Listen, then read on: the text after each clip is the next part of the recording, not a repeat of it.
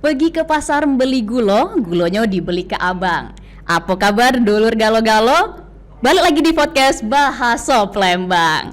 Nah, senengnya nih rasanya hari ini podcast Bahaso Palembang pacak balik lagi sama aku Cek Pipa. Dan kali ini nih kita nak bahas sesuatu yang menarik ya dulur-dulur ya. Jadi kalau misalnya nih kita ngomongin soal penampilan di depan layar, apalagi misalnya penampilan komedi nih, pasti kan kita juga aktor-aktornya itu selalu berusaha biar ketawa terus, bikin suasana tuh cair ya. Tapi pernah dak sih dulur-dulur tuh terpikir kalau di balik layar tuh kira-kira ada cerita unik juga dak sih yang terjadi? Nah makanya kali ini kita bakal bahas di podcast Bahaso Palembang dengan tema cerita lucu di balik naskah komedi. Pastinya juga sudah hadir narasumber yang kerennya. Hari ini di sini sudah ada Kak Makmun Murad, salah seorang penulis naskah. Kak Makmun, Ya. apa kabarnya hari ini? Alhamdulillah. Alhamdulillah, luar biasa dak nih? Alhamdulillah. Biasa di luar. Oh biasa di luar ya, lagi Ya. hujan. Ini Kak Makmun, kita Ya. kan nak cerita tentang Ya. nak ngobrol soal cerita lucu di Ya. balik naskah komedi. Apalagi Ya. kakak ini kan seorang penulis naskah ya. Ya. Nah, tapi boleh gak sih ini tahu dulu cak mana sih awal mulanya tuh Ya. kakak tuh bisa tertarik dengan yang namanya nulis naskah gitu, dan genrenya tuh ngapa nak komedian kan? Oke. Ada banyak pilihan. Oke. Pertama terima kasih banyak atas undangannya. Kemudian supaya acara ini ada hikmahnya, marilah bersama-sama kita awali dengan membaca basmalah. Bismillahirrahmanirrahim. A'udzubillahi minasyaitonirrajim. Bismillahirrahmanirrahim. Alhamdulillahirabbil Ar-Rahmanirrahim. Malik sampai Yaumiddin. selesai, Mai. Oh iya. Aku tuh kebiasaan. Iya, nak sampai selesai. Cek. Sebabnya biasanya kalau sudah doa langsung makan. Oh cak itu. Yo. Kebetulan di sini cuma ada minum. Nah, aku biasanya kalau sudah baca doa itu makan. Oh makan ya. Yo. Jadi tidak usah diselesaikan ya. Kalau mau doa selesai aja. Oke, oke. Nah, kita mulai dengan omongan tadi ngapo tertarik dengan membuat naskah ya. Jadi di awalnya itu dulu waktu sekitar kelas 5 SD, kelas 5 SD itu aku ni agak kurang senang dengan pelajaran matematika, catur segala macam. Senangnya bahasa Indonesia. Karena ngapo ada guru bahasa itu yang pernah jingok aku buat puisi. Katanya bagus kalimat kau ini dah umum katanya tuh. Cai itu bagus katanya. Nah, sesudah dia ngomong cai itu guru itu minta buat ke naskah perpisahan kakak kelas. Jadi aku buat kala naskah itu. Itulah naskah komedi pertama dibuat oleh anak kelas 5 SD. 4 atau kelas 5 SD untuk kakak kelas. Itu naskah pertama.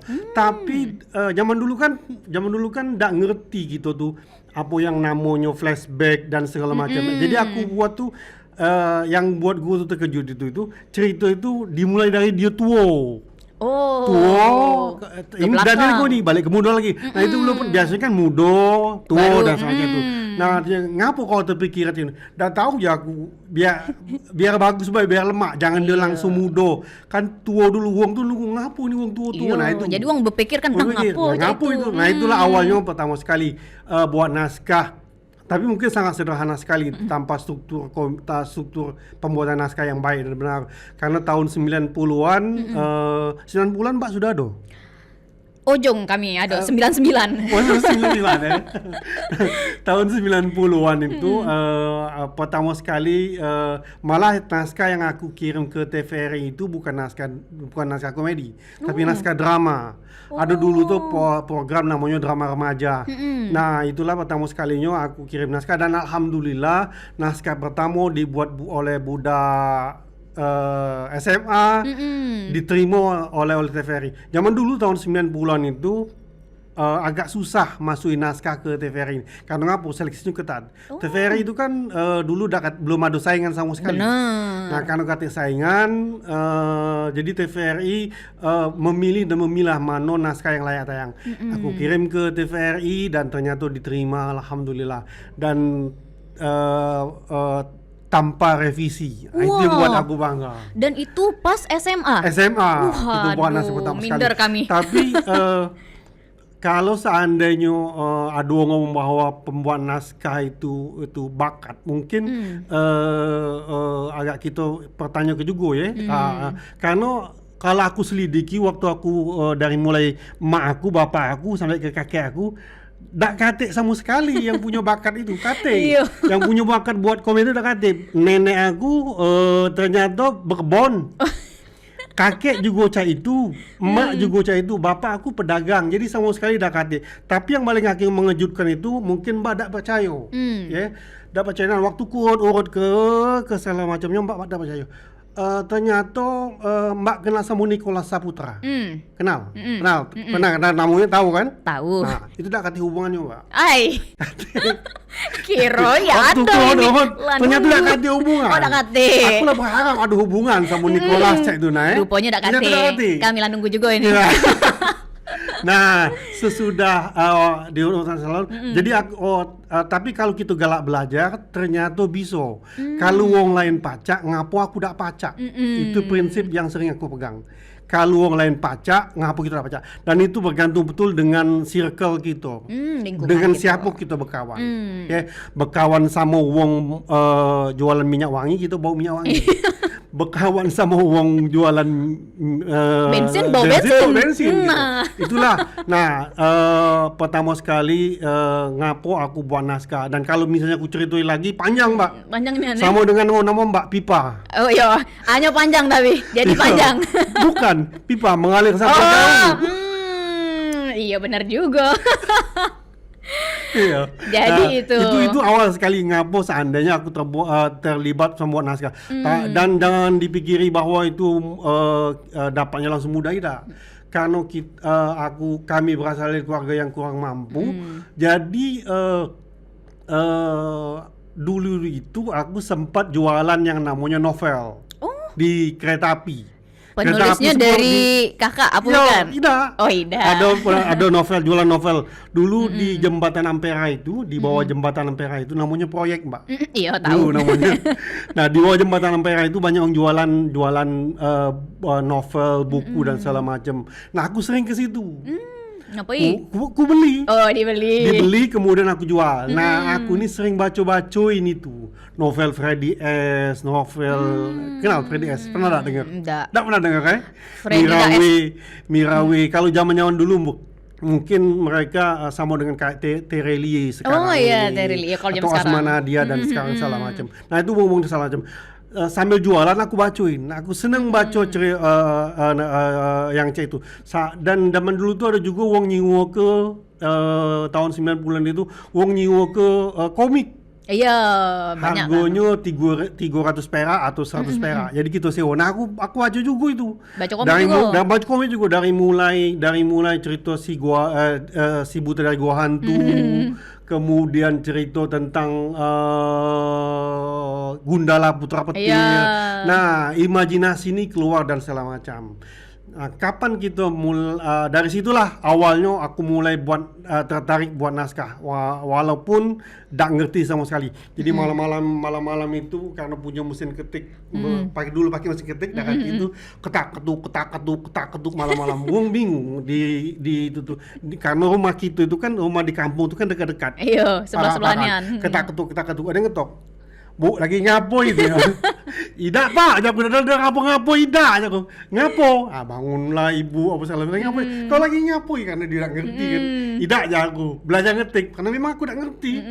Tak bisa ngetik itu, jadi belajar ketak ketuk, siko Mbak. Tapi sebenarnya nulis. Iya. Ngetik naskah. Iya betul. Ketak ketuk kemudian dan segala macam. Nah, itulah mulailah aku mulai belajar dari mulai senang membaca itu aku mulai belajar membuat naskah. Itu Tapi sama sekali. pas awal-awal itu tidak langsung Tidak ngomongin komedi. Tidak langsung nah komedi. itu ngapa tiba-tiba jadinya caknya lebih tertarik ke komedi aja itu. Nah cak mana sih bisa Awalnya itu jadi dulu ada yang namanya Kak Herman Jayadi sama almarhum Kak Herman Jayadi dengan Pak Sifan almarhum. Mereka ini punya grup namanya Dulsawan. Nah, aku diajak terlibat di situ oleh Kak Herman. Dulsawan itu komedi. Oh, Dulsawan itu komedian ya? komedi, cerita komedi panggung. Dulsawan itu komedi panggung. Nah, oleh Kak Herman, karena dak kati lagi dulu yang buat naskah itu Kak Herman sama almarhum Pak Sipan Anorim. Mereka wong-wong yang sangat saya kagumi karena mereka yang sebetulnya memberi motivasi dan ngajari aku secara tidak langsung. Jadi naskah itu cerita naskah Dulsawan yang lama itu aku. Nah, ini naskah Dulsawan yang lama. Kau pelajari, kau jingui lah bentuknya cak ini. Katanya kan waktu itu kan. Jadi ku jingui segala macam. Oh ya sudah. Sudah. Malamnya ku buat, besoknya ku bawa sama dia. Malamnya dibuat, besok dibawa. Yo, bawa sama dia. Mencabang candi ini Cak. Karena aku sudah punya modal. Oh iya, sudah punya karena modal sudah dan penulis segala lagi macam. ya. Nah, itulah naskah komedi pertama yang aku buat ngapa selanjutnya tertarik dengan komedi. Karena Dulsawan itu bertahan sampai 15 tahun. 15 tahun. Jadi hampir sekitar 400 lebih naskah komedi yang aku buat. Selain Dulsawan juga ada cerita Nonci, ada cerita Begesah. Kemudian dulu itu TVRI ini ada sinetron, ada dan segala macam. Dan itu rata-rata yang aku buat komedi. Komedi galau ya. Rata-rata komedi, kecuali dua sinetron yang diajak sama artis ibu kota, Pak Anwar Fuadi sama Rina Hasyim. Nah, itu Palembang ngundang artis, kebetulan mereka percaya dengan aku. Naskahnya tidak komedi, tapi itu sinetron. Malah itu ceritanya agak tragis. Cerita tentang wong yang beda agama tapi jatuh cinta. Aduh, ini masih relate dengan kehidupan sekarang ini. Zaman dulu seperti itu. Tapi itu tantangan yang terbesar karena ngapo ujaku kan biasa komedi dan segala macam. Nah, sedangkan naskah sinetron itu 2 naskah itu malah diminta aku yang buat. Info dari mereka ya, walau alam biasa katanya. Kami percaya kau bisa buat ini jadi lebih baik. Makanya alhamdulillah dipercaya, dan Kak Anwar sama Rina Hasyim tidak protes sama sekali dengan naskah itu. Jadi mereka bawakan mereka secara baik, dan itulah naskah pertama aku juga yang dibintangi oleh artis ibu kota. Wow. Sinetron terutama ya. Iya. Terutama Stripping enggak itu? Tidak, dua naskah. Dua naskah Sinetron. Dulu ada sinetron tapi yang itu dibolehkan. sudah keren nih Ya, Kak. dulu alhamdulillah dipercaya wong untuk buat naskah-naskah yang seperti itu, alhamdulillah. Itu bagi aku anak goreng seperti yang ngomong tadi itu, dari mulai ku tidak katik sama sekali. Ternyata yang pacak buat naskah keluarga aku. Nah, itulah yang membuat aku yakin bahwa bakat itu sebetulnya gift. Bakat itu tidak do seluruhnya turun dari keturunan. Benar. Ada bapak wong atau wong tua yang pelawak apa segala macam. Kita ambil contoh lah ini yang legend, Dono Kasino Indro. Kati anak mereka itu yang jadi pelawak. Benar, yang ikuti jejak wong Kati tuanya. malah ada anak Dono itu yang insinyur nuklir. Iya, agak jauh nih. Jauh, dak ada. Sampai sekarang dak ada. Ada juga bapak seniman yang jago biola, tapi anaknya tidak sama sekali. Nah, itu yang aku sebut bahwa sebetulnya bakat itu gift, bakat itu pemberian, tinggal kita latih. Bakat itu sudah ada di kita, tinggal kita latih, kita kembang ke galak, dak kita melatihnya. Kadang-kadang yang membuat kita ini itu malas. Nah, itu. Yang membuat kita terhambat itu adalah malas. Rasa malas itulah yang membatasi kita. Sehingga kita, kalau aku tadi ngomong tadi itu, kalau wong lain pacak, ngapa aku dak pacak? Tapi kita ini kan kadang-kadang cak ini, di naskah, dah apa dijual lah, susah ya pasti. Mana pasti pernah jenuh juga rasanya kan ya. Nah, itu yang membatasi kita, membuat kita membatasi kreativitas itu. Tapi kalau kita galak belajar, yang ngomongin tadi itu, bertanya, jingok wong, akhirnya kita tahu bisa dan mampu, dan alhamdulillah bisa. Iya. Itulah awalnya, pertama sekali. Keren tuh, tidak cuma emak itulah. Emak itulah, Pak. Oke. Iya. Tapi kalau Kakak Dewe sebenarnya tertarik gak sih awalnya tuh dengan komedi? Karena kan kalau komedi tuh, agak tidak lucu, kata yang ketawa. Nah, kalau dulu malah lebih enak, karena lawak zaman dulu atau komedi zaman dulu itu tidak jauh-jauh dari komedi Sri Mulat. Oh iya, situ-situlah ya. Ya, situ-situlah. Jadi kita buat komedi yang salah pakai topi bewong lah ketawa. Iya, padahal tidak perlu Atau lucu. dulu kalau itu namanya komedi slapstick ya. Wong pakai kumis jojon. Oh bewong iya, lah iya, ketawa. iya. Terus Ya kan? pam-pamim dia. Atau bercelana pendek dan Iya. sebagainya sudah lucu. Itu komedi zaman dulu. Malah lebih enak zaman dulu karena tidak ada terlalu banyak Usahanya. beragam jenis Iya. yang harus kita ciptakan dan segala Benar, macam. benar. Kadang-kadang melalui kostum bae wong sudah ini kan. Iya. Tensi itu tidak ada ngapa-ngapain, cuma chat itu bae, tapi lucu Iya. kejenguan. Kemudian timbul pelawak-pelawak Sri Mulat. Jadi tidak ada terlalu banyak. Nah, tapi aku pengen ada berbeda. Berbeda itu dalam pengertian seperti ini. Aku kepengen wong ketawa itu melalui kalimat. Nah, itulah yang dibuat Dulsawan. Dulsawan itu jarang bermain dengan komedi slapstick, komedi yang mentertawakan penderitaan wong lain. Nyampak kena timpu banyu, nyampak del tanggo. Nah, itu komedi seperti itu. Nah, kalau Dulsawan tuh dia pakai kalimat. Kita Untuk supaya ngelawaknya, wong ketawanya melalui kalimat. Iya. Nah, itulah mulailah berubah. Mulailah aku merubah tapi tetap komedi itu tetap aku masukin. Unsur-unsur itu tetap aku masukin karena ngapo? Kan penggemar nih banyak. Bener, gaya juga beda yo. Berbeda dan segala macam. Nah, itu yang membuat mulai bergeser sedikit banyak. Nah, sekarang malah tantangan lebih banyak lagi. Nah, apalah itu kira-kira? Seperti diketahui kayak sekarang ini ada namanya stand up ada namanya stand up. Iya, stand up comedy. Mereka sudah mulai pakai komedi-komedi yang ada yang pakai dark comedy. Iya, itu agak ngeri. Dia pakai komedi-komedi yang absurd yang kita harus mikirnya, iya. Nah, komedi-komedi itu jadi jenis komedi seperti itu sebetulnya itu perkembangan. Sudah zaman dulu itu sudah ada. Oh, sudah Cuma ada. tinggal iya, betul memang sudah ada sebenarnya. Kayak Chaplin itu sebetulnya sudah ada Iya seperti sih. itu. Kemudian Mr. Beat. Iya. Nah, Nggak ngomong nggak padahal. ngomong tapi lucu dan Lucu, segala macam. Nah, itu. Nah, pergeseran ini karena perkembangan zaman dan segala macam, kita mencontoh ada yang dari luar dan segala yang ini. Makanya tantangan komedi di luar dulu tuh sekarang ini semakin beragam. Semakin banyak, semakin itu salah itu yang membuat kita sebagai pembuat naskah komedi harus bisa menyesuaikan dengan harus terus kemampuan. ada inovasi biar uang tuh tidak bosan gitu. Oke. Kalau boleh tahu juga nih Kak, kira-kira kalau ide-ide kreatif untuk nak bikin naskah komedi itu Cak Manu tuh, karena kan apa ya tadi yang kami bilang kan tidak mungkin seluruh jokes itu lucu. Benar, taunya garing ada lemak nian kat yang ketawa. Benar. Nah, kalau ide-ide itu itulah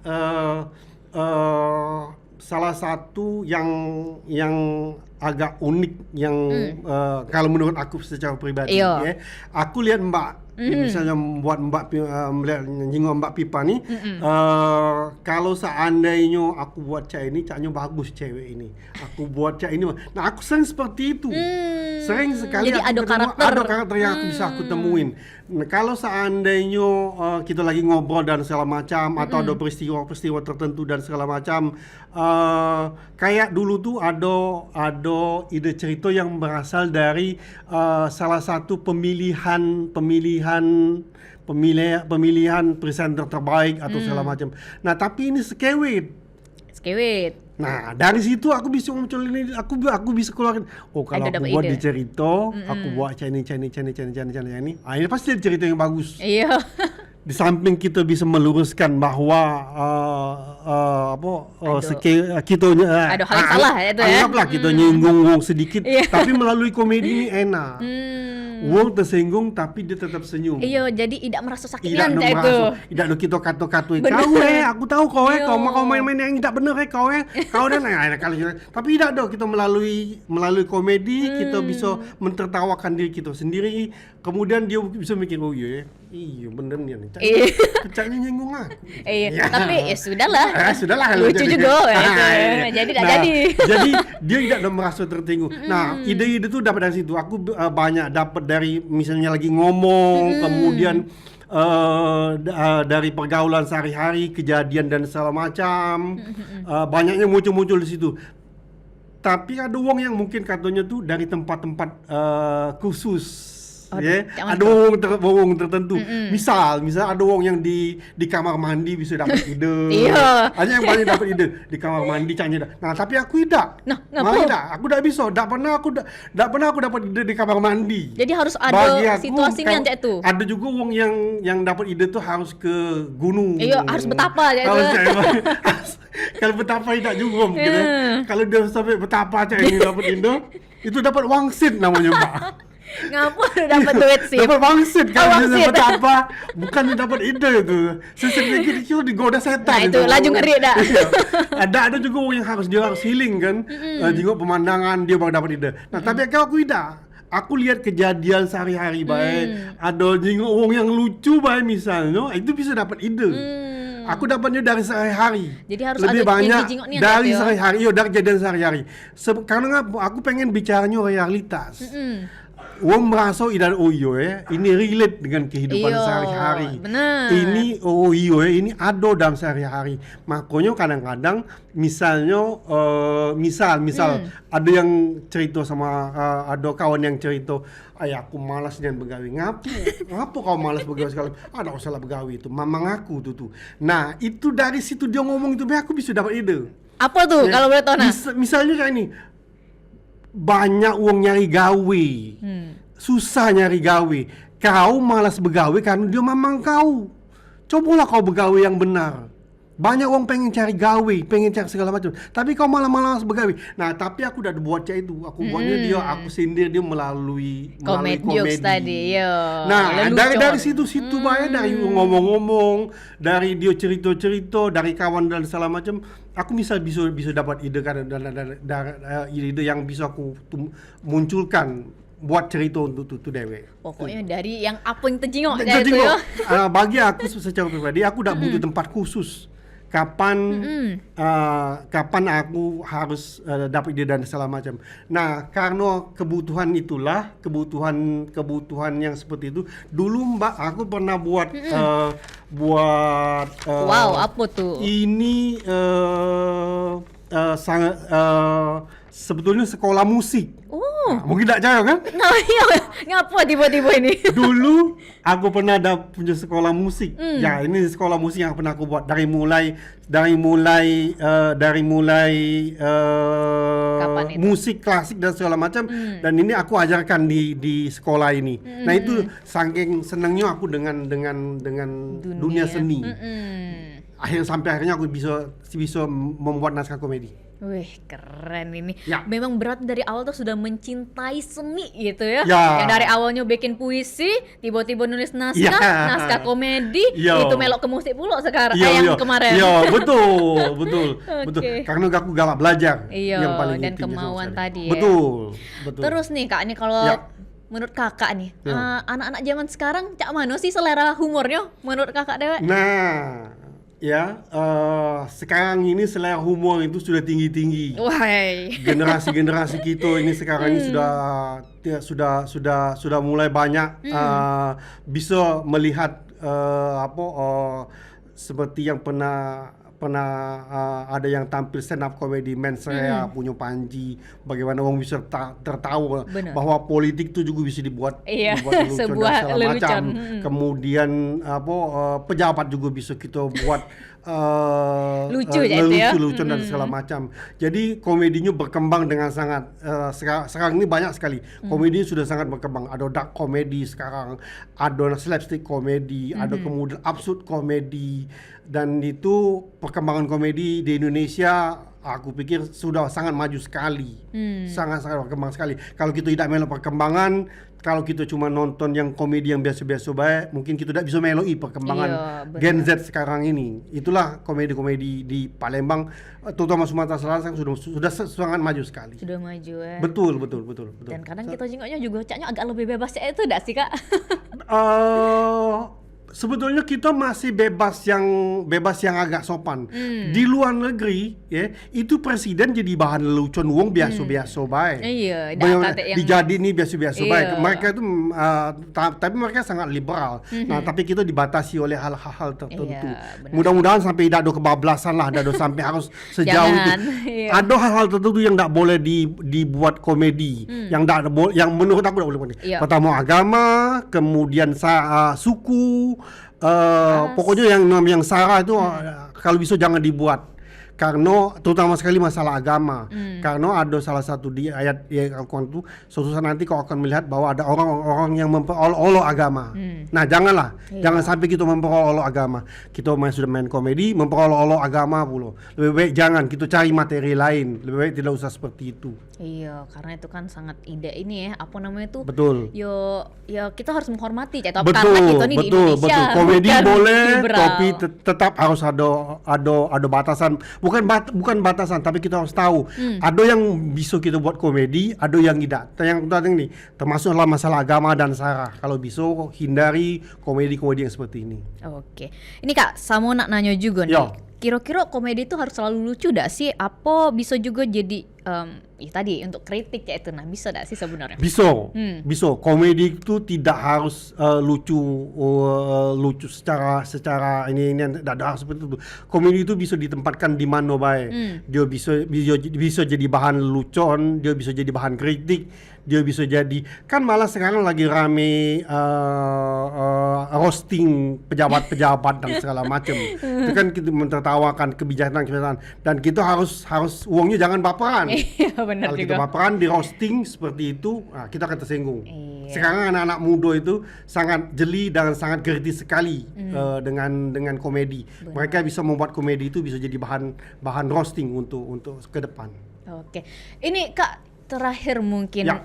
pesan lah dari kakaknya mungkin untuk anak-anak muda yang memang mereka ini sangat mencintai komedi dan juga mungkin suka dengan dunia penulisan naskah, mungkin kedepannya seperti apa nih, singkat bae. Galak belajar, kemudian ingat baik-baik bahwa selain galak belajar, bahwa Allah itu tidak akan merubah nasib seseorang kalau orang itu tidak mau merubahnya. Jadi kalau galak belajar, galak berbenah, galak berubah, kita pasti bisa lebih baik lagi. Oke. Itu. Intinya dari dalam diri kita. Dari dalam diri kita. Oke. Ini memang seruan lah obrolan kita hari ini, ngomongnya yang lucu-lucu, ada lucunya, ada seriusnya tapi ya. Ya. Dan pastinya semoga ini dengan perbincangan kita hari ini agak kedepannya juga untuk penulis-penulis naskah khususnya di genre komedi, anak-anak muda ini semakin kedepannya semakin banyak lagi dan semakin bersinar lagi. Ini makasih banyak untuk Kak Makmun Murad, penulis naskah. Sama-sama. Dan inilah akhir dari podcast Bahasa Palembang. Aku Cek Pipa, sampai jumpa.